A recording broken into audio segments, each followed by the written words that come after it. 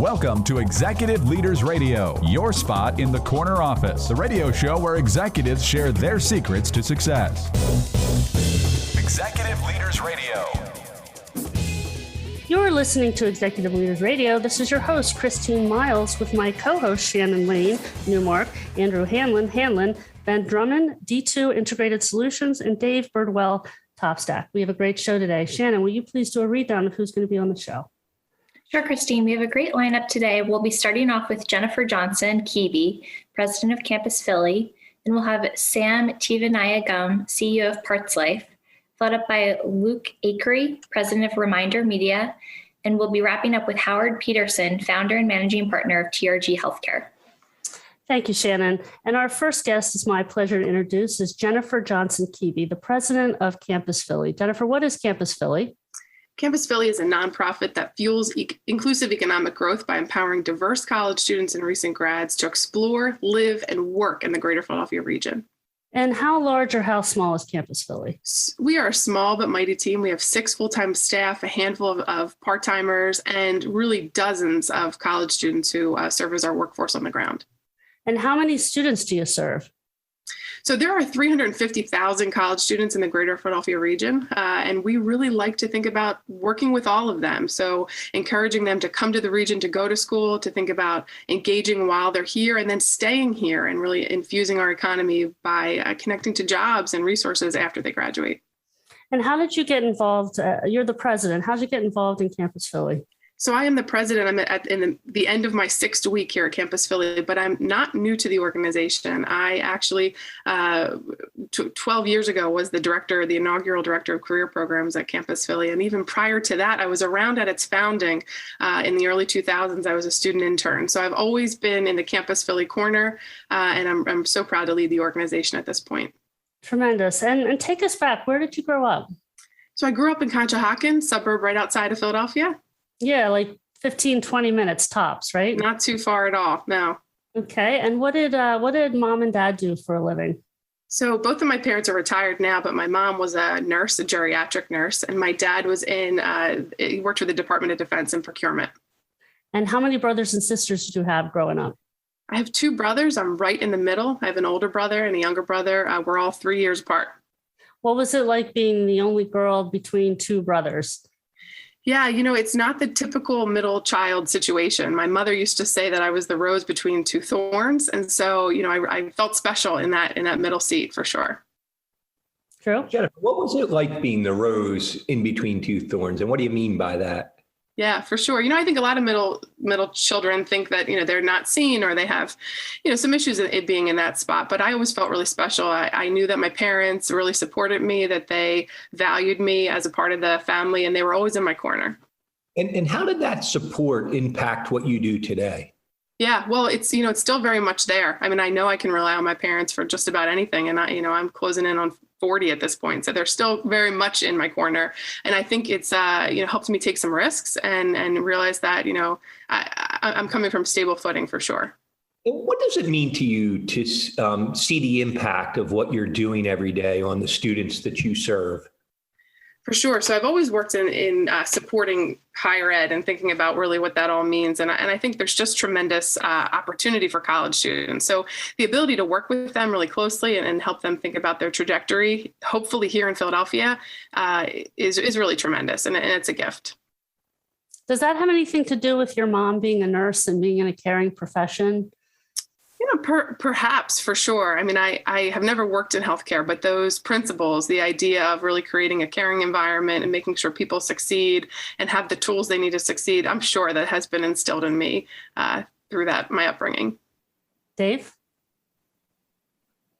Jennifer, I'm curious, how young were you when you first started making money? Yeah, so I was fairly young. I was 11, 12 years old. We moved to a new neighborhood. It was a brand new neighborhood, and all the families, we were the second family to move in. So all the families were moving in, and I sent flyers around saying that I was a responsible 12-year-old and I could babysit your children. There was about 100 homes in that neighborhood, and I had it locked down. I babysat for everyone to the point where families would compete over me. They'd combine their households. I'd have 7, 8 kids running around, and they'd pay me a whopping $7 an hour to do it.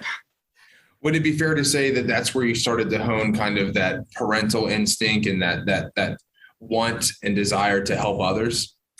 That's fair. I mean, for sure. I mean, the idea of managing that many kids and that kind of schedule and even the demands of being a 12-year-old and interacting with parents at that point and the way that they think their children should be cared for, I think all of those lessons have carried through. And certainly the work ethic piece, I never had a free weekend. I always was working. So from that experience, what do you take to work every day from that specific experience? Yeah, certainly my drive. I mean, the idea of just really showing up, which is often half the battle for sure. But I think the idea of also the responsibility of work and what that looks like and carrying that through.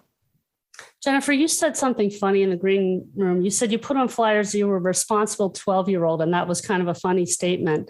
Tell us a little more.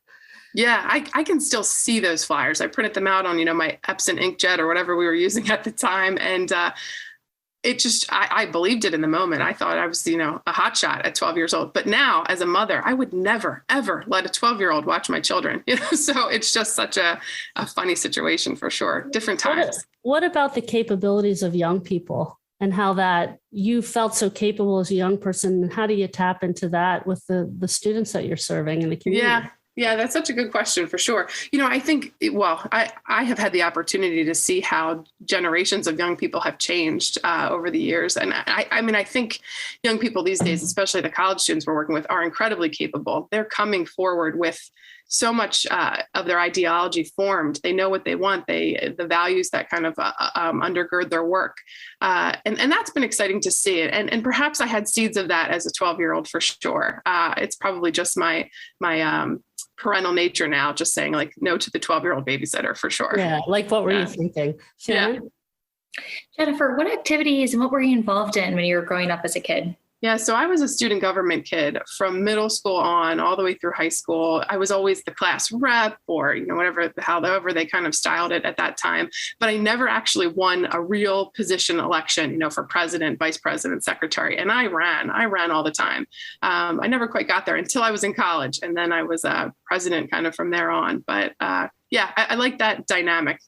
What did that do to you? I mean, never winning an election until you ran for president in college. Yeah, probably taught me a little bit of perseverance. I had a really great 6th grade teacher who took me aside and he was quite a mentor to me and had said something along the lines of, it was after I had given my speech and we were waiting for the results. And he had said, you've already taken the risk. Running and being part of this election was the risk. Now you're going to sit back and see what the result is. And that has stuck with me in so many forums moving forward for sure. And that tenacity to keep going, even though you didn't necessarily win, how does that show up today at Campus Philly? Yeah, well, I think the idea of not taking no for an answer, right? The answer might be no right now, but it doesn't always have to be the case. And the idea that there are opportunities really just, right over the next gate. So that certainly has an influence for how I see things. Ben? Jennifer, could you tell us a little bit about your grandmother and what your relationship was like with her growing up? Yeah, sure. So this is my maternal grandmother. She, when we moved, I mentioned earlier, moving into that new neighborhood, we did so because we were bringing her with us. Her spouse, my grandfather, had passed away, and it was time for her to sell her house and think about the next stage of her life. And so she came to live with us. And again, I was 11, 12, somewhere in there. It was an interesting situation. She's not the warm and fuzzy grandma that some people kind of think of, but she was analytical. She loved playing games and doing puzzles, and she's very much still alive. She's 95, still living with my parents. Having that around in my life was transformational. Having that second level of support for sure. You describe her as analytical. So what do you take from her analytical nature that you bring to work with you today at Campus Philly? Yeah, she asks a lot of questions for sure. And like probing questions to get you to think a little bit. And certainly that style has carried through. I appreciate that approach for sure. The idea that the discovery, what's kind of going on, what's behind the scenes there. There were lots of those kinds of questions. And does Campus Philly get to help kids explore in the same way that kind of grandma taught you how to do that, this critical thinking? That's an interesting connection you're making there. Campus Philly, the idea is that college students are coming. We hope they come to the greater Philadelphia the region to go to school, and that they're exploring everything that the city has to offer here. So I think that idea of being, having that level of inquiry is certainly there for sure. And Jennifer, what's the website address for Campus Philly? Campusphilly.org. Can you say that again, please? Campusphilly.org. Great. And we've been speaking with Jennifer Johnson Kebea, the president of Campus Philly. And don't forget to visit our website, executiveleadersradio.com, to learn more about our executive leaders.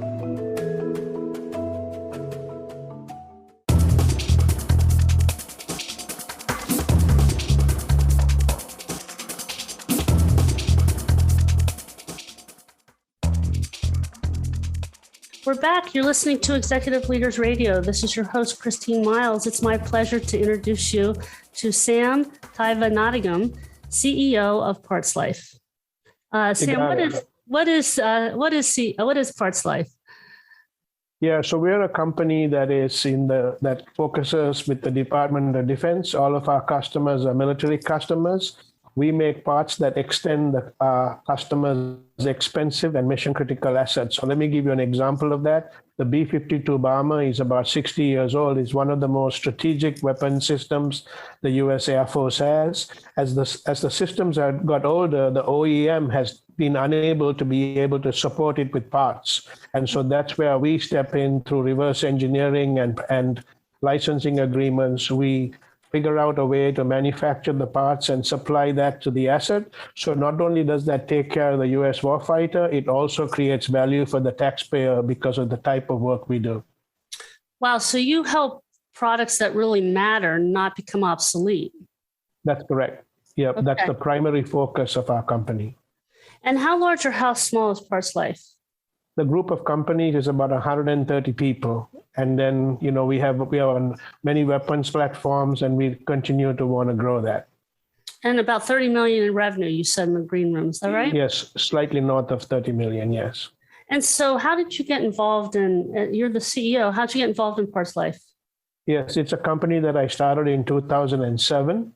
I had worked in the automotive aftermarket for 12 years for a company that was the largest privately held employer in Philadelphia, a company called Cardone Industries. So I learned a lot about automotive there. But then I took what I learned and I leveraged it into this space. It's a company that I bootstrapped in 2007 by selling our primary home and going into that work. So you sold your home to be able to fund the company. Is that what I heard you say? Yes, I did. Because the primary way that as Americans, the primary way that we build collateral for ourselves is through home ownership. And it's something that I've come to understand, because later on I ended up buying another company and I had to, again, take a second mortgage or had to be able to do that. And so if you go back and look at most Americans, unless you're independently wealthy, the primary way that you create collateral is by purchasing your first house. And in a capitalistic society, that is the primary way that you create capital. So you're a naturalized citizen, but you're not originally from the States. Where did you grow up? That's right. So I came to this country when I was 22 years old to go to school. I'm a late bloomer. But I grew up in the island of Sri Lanka. And describe that for us. Paint the picture of what it was like in Sri Lanka growing up. So Sri Lanka, for those of you who may not know exactly where it is, it's an island below India. It's shaped like a teardrop. And, there's about 23 million people that live there. We are primarily known for our tea. We have beautiful we have beautiful blue sapphires and rubies. That's the primary way that Sri Lanka is known as. We are good at the game of cricket. What were you doing as a kid? Like, how many brothers and sisters, and what was it like for you growing up there? I have two younger brothers, one who's only 18 months younger than me. The other one is about 12 years younger than me. So I grew up in a middle-class home. My mother is a school teacher. My father was an army officer. He was gone a lot because duty called. And so a lot of times it was my mother and the three boys, because my father would come home on the weekend. Drew? What was your relationship like with mom and dad? I grew up with an excellent relationship with my mother and father. Growing up, I made a lot of mistakes, but my parents always showed me unconditional love, right? And I think it gave me a lot of confidence as I grew up, because it was not what I could do. It was not my performance, but who I was that won me acceptance in the home, right? And so that was very important to me. And how has unconditional love played a role in your business today? I think it's very important. I mean, we are a company that, we have had former drug addicts that work for us. We have had people who are incarcerated who've come to work for us. And so because of my insight into unconditional love, which was actually something that my parents taught me, I have been able to do that today. And you said your dad was in the military and you were a little bit of a renegade. What was that like? It's crazy. It was also probably true that part of the reason why I was reckless was because my father was not home during the week, right? But, and I have told people that he was a better general than he was a father. That's kind of how I grew up. But over the years, I have really come to learn a lot from what he taught me and that stuff like that, to the point where I actually wrote a book to actually memorialize my father. What's the title of the book, Sam? The book is called The First and Runs in Singles. So just to give you a quick background on it, they said about Joe Pa, the Penn State football coach, that he used the game of football to teach the game of life. And that my father growing up he played a lot of cricket. And so he used the game of cricket to teach me the game of life. And what about your mom? She was also an athlete. But what did you learn from Mom? She was my mother. Right? Yes, my mother was a hurdler and also a high jumper. And then she studied, biology and became a teacher. And, she was a very confident woman. She was an attractive woman. She showed a lot of grace under pressure. And I believe a lot of the confidence that I have, came from, growing up in a home that, there was two parents, there was a lot of love, there was a lot of security in that home. And naturally, who my mother was, rubbed off on me a lot. Dave? Sam, you've talked to us in the green room about a potential failure at age 16 that you gained your strength through those failures as you took an active participant in your own rescue. Can you talk to us a little bit more about that? Yes, I had done something stupid in high school. I had just won a scholarship, the American Field Service Scholarship, as a way to be able to come to the U.S. to study, right? So I took my eye off the ball, because I thought here I was going away to study in the U.S. and, I stopped and I got very careless while being in school. And something stupid that I did got me suspended from school. And that actually caused a downward spiral, because I thought I was going to the US, that scholarship was taken away. Things got actually worse before they got better. But by God's grace, when I was 22, I came to the United States. It's something that I always wanted to do. I've always seen America as, exceptional. I've always seen the American confidence. It's, shown up through a lot of athletes that I watched over the years, people like John McEnroe, Jimmy Connors, and people like that, the first nation to go, to put a man on the moon.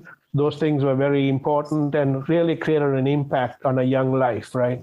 And what did you learn from that experience that you take to work every day?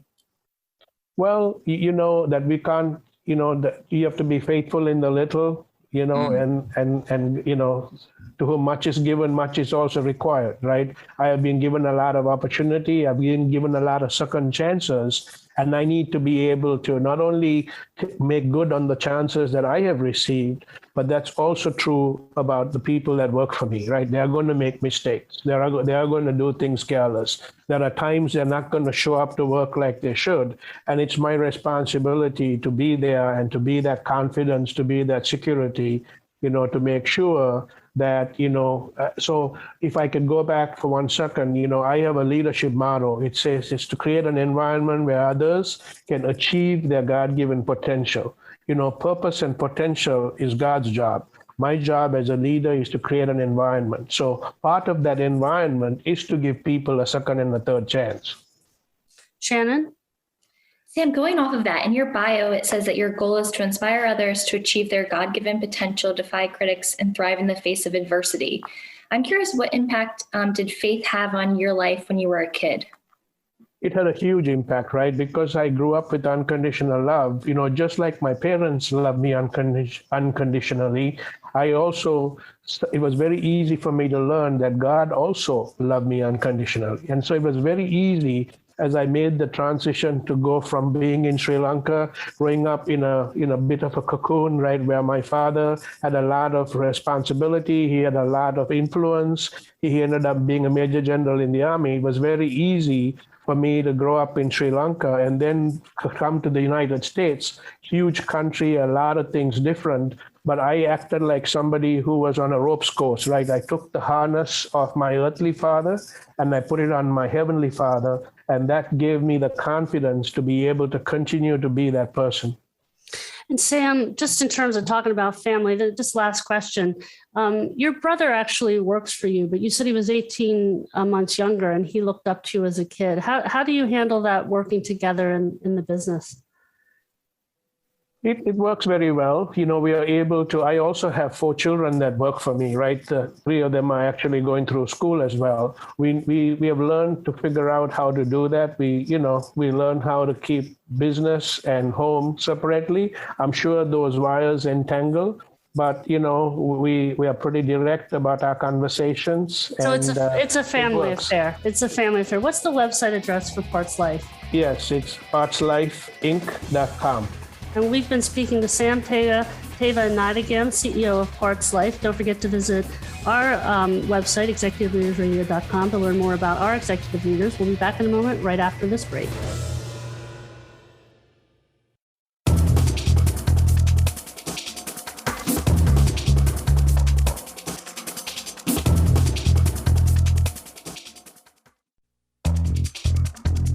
We're back. You're listening to Executive Leaders Radio. This is your host, Christine Miles. I'd like to introduce you to Luke Acree, the president of ReminderMedia. Luke, what is ReminderMedia? So ReminderMedia is a marketing company. Specifically, we focus on helping small businesses stay in touch with their database. And so we provide for them touch points to send their database to keep them top of mind. So touch points to send to their database. What do you mean? Yeah, so I'll give you an example of one of them. Like our flagship product is we create actually a customizable magazine for a small business. So it's their magazine and they're able to showcase not only their story and their products and services, but a lot of great content. And then of course their recipients love it because it's perceived as a gift. They hang on to it. So it builds their brand. And how large or how small is ReminderMedia? So we have about just under 300 employees. And this year we're blessed. We're going to do a little over 50 million in revenue this year. Wow. Congratulations. And how did you get involved? So the company started about 18 years ago. My uncle started the company. I joined up about 12 years ago. So in college, I had started a business with my brother called Nextmark Design. It was a website business, graphic design, marketing. My uncle, who's also a mentor to me, right, and family, he was talking to me and convinced me about a little over a decade ago to join up with him. We've been blessed. It's been an amazing ride to where we're at today. Wonderful. And take us back. Where did you grow up? So I grew up in a small little county called Fluvanna County in central Virginia. And what was that like? Paint the picture for us. Classic small town, not anything to do, no stoplights, a lot of farm, right? A lot of fields, a lot of cows. So spent the majority of time outside playing with my siblings, but not a lot to do in that town. And you had siblings. So how many brothers and sisters do you have? So grew up in a family of 8 kids. So it was 6 boys, 2 girls. I am the third in that. And so I have 2 older brothers and then the rest are younger siblings. So you were sort of in the middle there somewhere. And what was that like, being the middle child? I think being the middle child is, you have to kind of, I guess, showcase to get attention. Because you can be lost. So I think maybe that's why I got into music. Maybe that's why I got into marketing, is because I wanted to present my message to the world, just to stand out. You were selling yourself at a pretty young age, it sounds like. Yeah, I think so. Dave? Luke, it's rare these days to have a family of 8 children. I'm curious, what did you learn from mom as you watched her interact with 7 different siblings? Yeah. So my mom, a fun fact is she homeschooled us all. So I was homeschooled all the way up to college, which I know is unique as well. And I look at my mom, you would think would be an extremely high stress person, high strung. She was the most relaxed person. Even to this day, I just had my first little girl. And I look back and I can't even believe how just relaxed she was with us getting our licenses, us going out with friends. And it really made a huge impact on me because now that I run tons of people and have a lot of responsibility, it really just reminds me of, hey, look, like she would always kind of portray like the problem is not as big as you think it is. Like the wolf in the closet turns out to be a bunny rabbit. So I try to apply that to what I do every day. Drew? Luke, how about Dad? What did he do for a living? So my dad is a pastor. He's actually been a pastor my whole life. So he's been a pastor for about 34 years in the same church in the small county of Thevanayagam. So he did that for a living. And do you recall watching him preach? Yeah. So classic church kid, there every Wednesday, every small group, every Sunday, heard my dad preach every Sunday. I loved my dad's preaching because one of the things about my dad from a preaching standpoint is he's what you would call like an expository preacher. So he's not necessarily a topical person who takes just topical things and talks about them. He really kind of gets in and studies the word and goes back to context, history, and that was really impactful for me, not only in my own faith, but kind of how I run my organization, because when he would go into it, I realized, hey, look, facts matter. It's not just about presenting a great message, but the actual facts matter and what you're doing and truth matters. And what do you hear your dad whispering in your ear when you're faced with a tough decision at the office? That's a great question. So my journey, one of my struggles is sometimes when you're growing businesses, you can get jaded with people and because you get burned a lot. There's a lot of ups and downs. And so I've constantly heard my dad remind me, and he still does to this day, people have value. So people are not just there to do a technical job or service for your organization. They actually have innate value. And so you need to treat them that way. And not only will your life be better, but your company will grow. Luke, you mentioned in the green room that as a pastor's kid, what it was like, and you said there was a lot of pressure. So you'd go into like the grocery store, or a little store, and what was the message your dad would give you? Yeah, so my dad, and I know he meant it very sincerely, right? Great guy, but he would always say that whether we were going into a grocery store or any store, he would literally turn around before we got out of the car, all me and my siblings, and go, hey, just remember, you represent God, me, and the church. So act accordingly when we're in the store. And so I remember walking single file line through like a Walmart or something like that. But it was a lot of pressure growing up. And how does that serve you well today in your business? I think what it taught me was that your actions matter bigger than yourself, and that you represent things and your life stands for something. And so it really, I think, drilled into me that there is a purpose to life. There is meaning, and what you do matters in how you carry out your life. Great. Ben? Luke, how young were you when you started making money?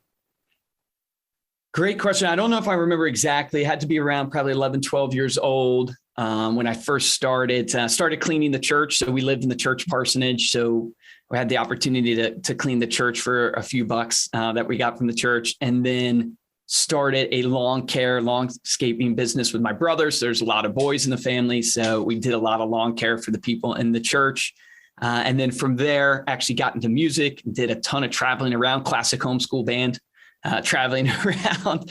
And then eventually when I got to college, started my first real business. What does it say about you that you were able to find an opportunity to create this lawn care business in a small town where you described multiple times that there was nothing to do? How were you able to find a way to make money in that type of town? And how does that translate into your work today? Yeah, I mean, I think what really drove me to do like the lawn care business or any of the things that I've done is, growing up in a pastor's family, we weren't the wealthiest. So I think it was like my dad make like $11,000 a year. We lived in the church parsonage. And so we really, I know my siblings and myself, we wanted to have what I would call like freedom. So a little extra money so we could actually do something. And I think lawn care was like the natural, it was the only thing. Everybody had lawns. So it was the only thing, but it was really driven by, just wanting, even to this day, it's not that I want to be super rich, although that's nice. I think everybody would agree. It's more that I want to have the freedom to be able to go out to eat or be able to go on a vacation or those type of things. Shannon? Luke, outside of your immediate family, who was someone that you looked up to when you were a kid? Yeah, so a huge mentor of mine and probably has made some of the most impact on my life is my uncle. So he's my partner in crime here. So we run ReminderMedia together, but he's made a massive impact on my life and my journey. And can you tell us, when you were a kid, what was it about your uncle that you looked up to? Yeah, so, I mentioned that we were not super well off, though I give credit to my parents. I didn't know at the time because they really did provide and give us love. But my uncle was the one who would actually open up the opportunity for us to even go on like a camping trip or a beach trip or something like that. And so I always saw him as insanely generous and insanely family oriented. He cared about getting the family together. It's actually amazing today, now that I actually know him in more deeper and know about where he was at that time. He actually didn't have a lot of money at that time, but he was still doing that. And so it really has translated to me that I want to provide that same opportunity for my friends, my family, even my employees and partners here in the business.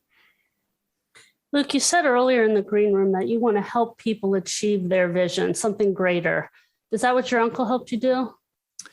Yeah, I think so. I think my uncle not only has to help me achieve, I guess, the job of a leader is really like to help people see and achieve things that they can't even see in themselves yet. And he really has helped me do that. And so, translating that to others is a passion of mine, because it goes back to what my dad always drilled into me and still does, is that, hey, your life has meaning. Not only does your life have meaning, your actions and everything you do. So, purpose is really important. Instrumental. Yeah. And what's the website for ReminderMedia? It is ReminderMedia.com. And we've been speaking to Luke Acree, president of ReminderMedia. Don't forget to visit our website, executiveleadersradio.com, to learn more about our executive leaders. We'll be back in a moment, right after this business spotlight. Recognize your deserving business advisors on our nation's leading Business with Heart radio show, Executive Leaders Radio. Yes, you can recognize your deserving business advisors on our nation's leading Business with Heart radio show, executiveleadersradio.com. Simply visit executiveleadersradio.com, securely enter their info, and we'll reach out to spotlight your deserving business advisors on our nation's leading Business with Heart radio show, executiveleadersradio.com. Don't wait. This radio and online social media and search engine exposure is quite valuable. Yes, this radio and online social media and search engine exposure is quite valuable to your business advisors who deserve to be recognized. Visit executiveleadersradio.com now to nominate your deserving business advisors for free exposure.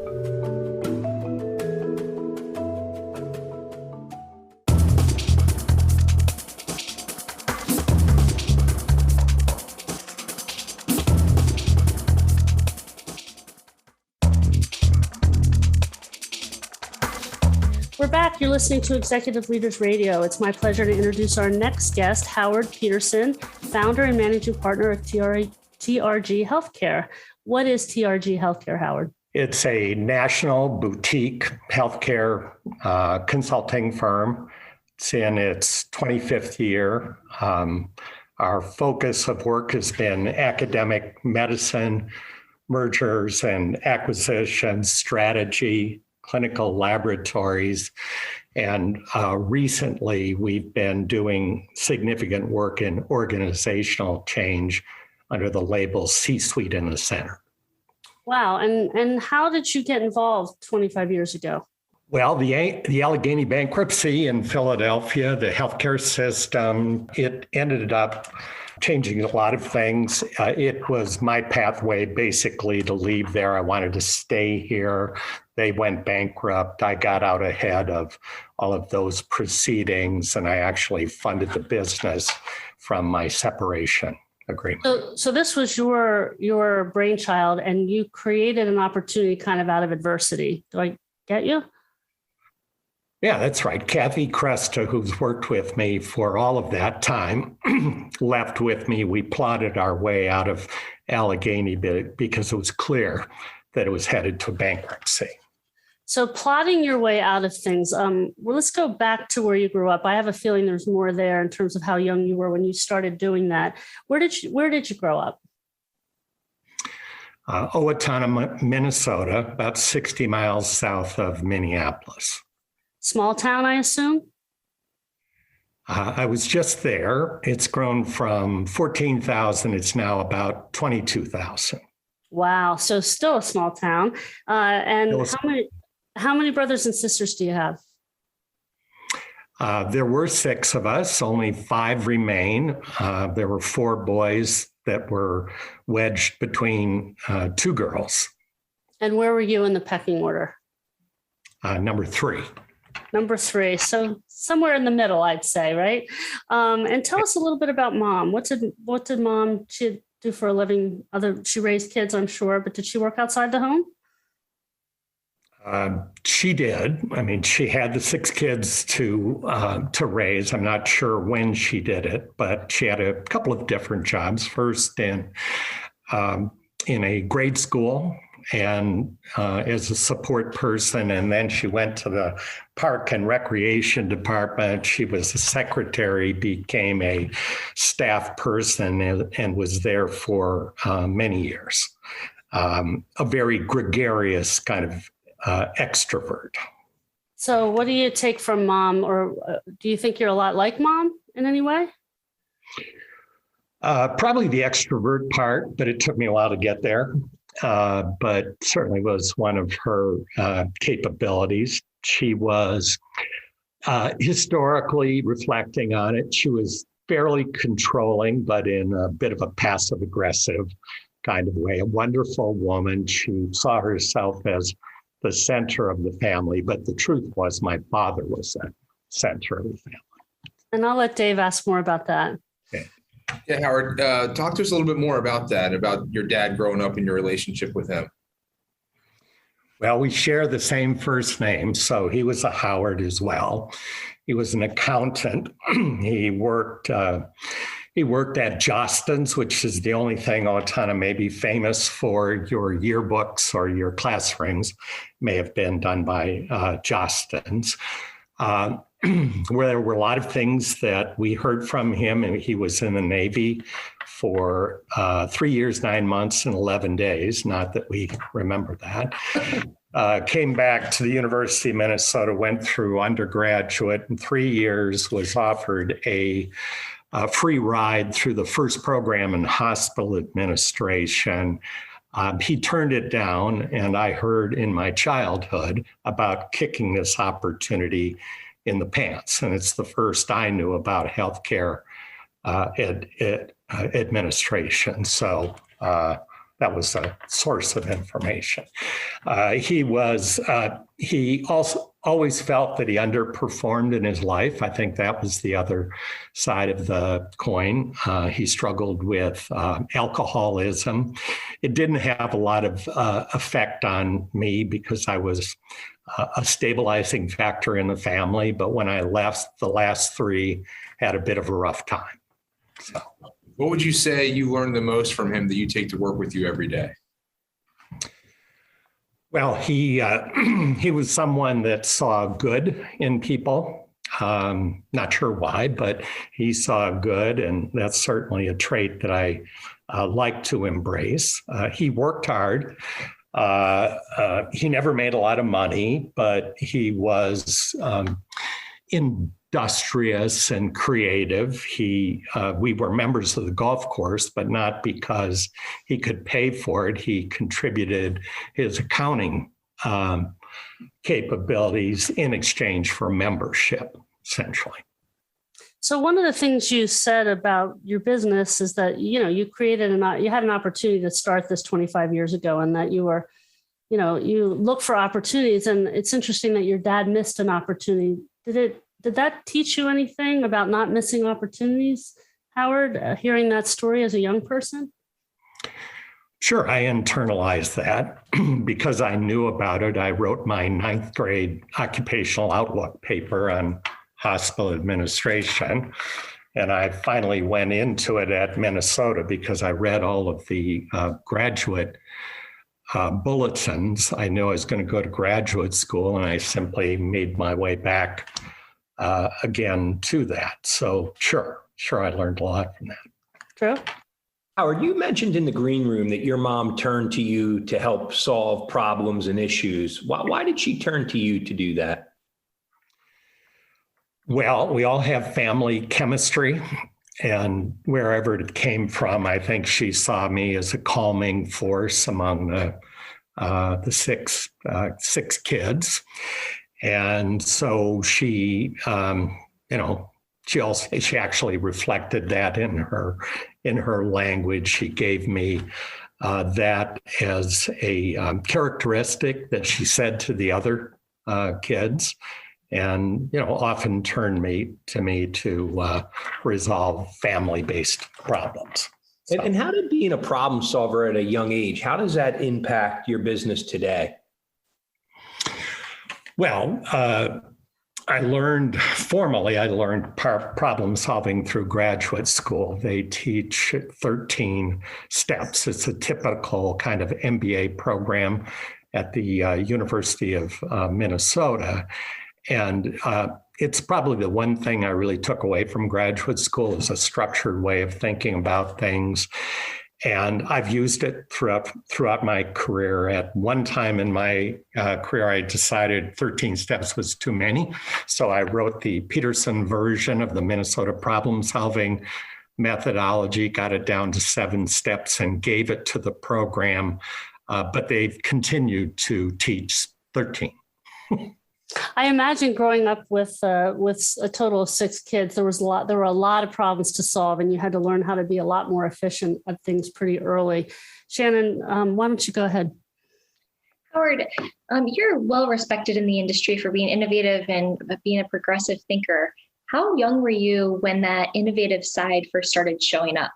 Well, I probably anchored in high school, and it probably was expressed in a couple of different ways. I was fairly artistic. I'm not sure I was a great artist, but people thought it was good enough that my art was often stolen from art class, and I never saw those things before. I think problem solving and creativity go together. That the issues that would arise, I was able to solve them creatively. Things can't be solved with money; they need to be solved in other fashions. And it also is related, I think, to the characteristic that often in my life, people have wanted to put me into a box. And as I went through high school, I didn't want to be in a box. So I was really part of different social networks because I saw good in all of them. And I really wasn't looking for that label. So. It sounds like you're doing a lot of the out-of-the-box thinking to help your clients as well and serve them in their markets. Howard, what's the website address for TRG Healthcare? trghealthcare.com. Great. And Shannon, can you please give us a lineup of who's been on the show today? Sure, Christine. We had a great show today. We started off with Jennifer Johnson Kebea, president of Campus Philly. Then we had Sam Thevanayagam, CEO of Parts Life, followed by Luke Acree, president of ReminderMedia. And just now we had Howard Peterson, founder and managing partner of TRG Healthcare. In addition to our guests, I'd like to thank our co-host Shannon Lane from Newark, Andrew Hanlon, Ben Drummond, D2 Integrated Solutions, and Dave Birdwell from TopStack for helping me develop our storyline, hopefully delivering to you, our listening audience, an entertaining and educational show. And I'd like to thank our listening audience for listening. Otherwise, we wouldn't have a radio show. Don't forget to visit our website, executiveleadersradio.com, to learn more about our executive leaders. Have a great day. Bye-bye.